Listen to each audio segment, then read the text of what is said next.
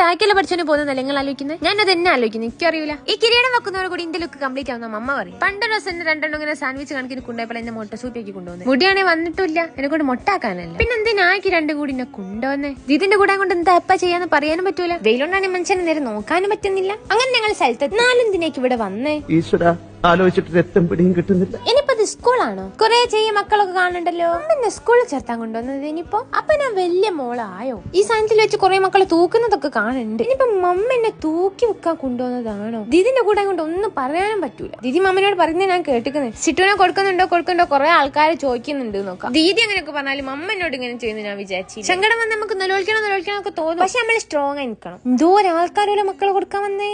എന്തോ വരാൻ പോകുന്നു എന്റെ മനസ്സ് പറയുന്നു. നമ്മൾ വിചാരിച്ച പോലെ ഒന്നല്ല.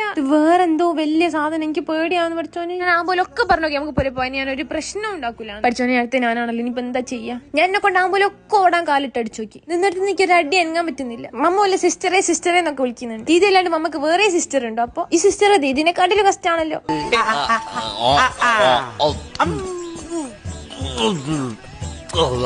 മമ്മനോട് ഞാൻ ആന്നും പറഞ്ഞു. മമ്മ ഞാൻ കുടിച്ചില്ലേ നമുക്ക് പോകവാ. മമ്മ പറയുന്നത് ഇത് കഴിഞ്ഞില്ല ഒന്നും കൂടി ഉണ്ട്. മമ്മ ഇപ്പൊ ഇതിലൊന്നും പറയാനും പറ്റൂല. അങ്ങനെ ദീദി പുറത്തേക്ക് ഇറങ്ങി. ഓള് മമ്മനെ പറയണ്ടേ ഞാൻ കാണുന്നില്ല, ഞാൻ പുറത്തേക്ക്. അപ്പൊക്ക് മനസ്സിലായി ഇതെന്തോ കൂടിയാണ്. കുട്ടി ഓട്ടാക്കിട്ട് എന്നെ കൂലിക്ക് ഇവിടെ ആയിട്ടാ. കുണ്ടികളെല്ലാം പോച്ച് ഉനക്ക് കുണ്ടി പോച്ച് ഒന്നുമേ ഇല്ലേ ഒന്നുമേ ഇല്ലേ. എനിക്ക് പറയാനുള്ള എന്റെ ഫാൻസിനോട് ഇതിലൊന്നും നമ്മൾ തളരൂല. ഞാൻ പൂർവാധീത ശക്തിയോടെ തിരിച്ചു വരും. എനിക്ക് പണിയാന്നവർക്ക് നമുക്ക് ഓരോന്നോരോന്നായി കൊടുക്കണം. അപ്പൊ എല്ലാവരോടും ഓക്കെ ബൈ.